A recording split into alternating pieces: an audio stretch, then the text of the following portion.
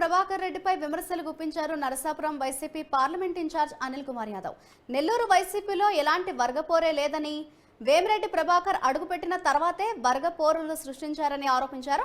ప్రస్తుతం టీడీపీలో సైతం వర్గపోరు సృష్టించేందుకే కుట్రలు పన్నుతున్నారని ధ్వజమెత్తారు. వేమిరెడ్డి ఐరన్ లెగ్ మహిమతో ఎక్కడైనా నాయకులు చెల్లాచెదురు కాక తప్పదన్నారు. డబ్బుతో ఏమైనా చేయొచ్చని చెప్పుకునే నాయకులకు రాబోయే ఎన్నికల్లో ప్రజలు తగిన బుద్ధి చెప్తారని అనిల్ కుమార్ యాదవ్ సూచించారు.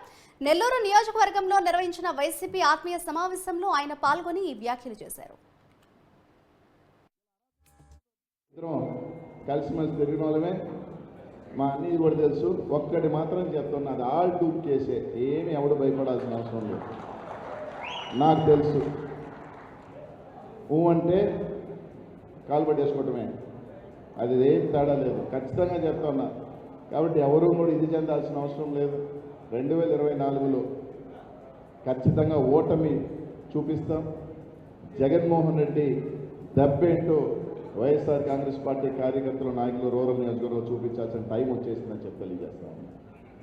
అలాగే ఈ మధ్య కొంత మిడిసిపడుతున్నారు. ఒక ఆయన వచ్చేసాడు, వైఎస్ఆర్ కాంగ్రెస్ పార్టీ నుంచి 200 పెడతా, 300 పెడతా, 400 కోట్లు పెడతా, 10కి 10 గెలిపిస్తా, నేనేందో చూపిస్తానని చెప్తా ఉన్నాడు. చూపిస్తానని చెప్తా ఉన్నాడు. ఆయనకు కూడా చెప్తా ఉన్నా, అయ్యా వేమిరెడ్డి ప్రభాకర్ రెడ్డి గారు, నువ్వు నీలాగా 1000 కోట్లు ఉన్న నెల్లూరు జిల్లాలో చాలామంది ఉన్నారు.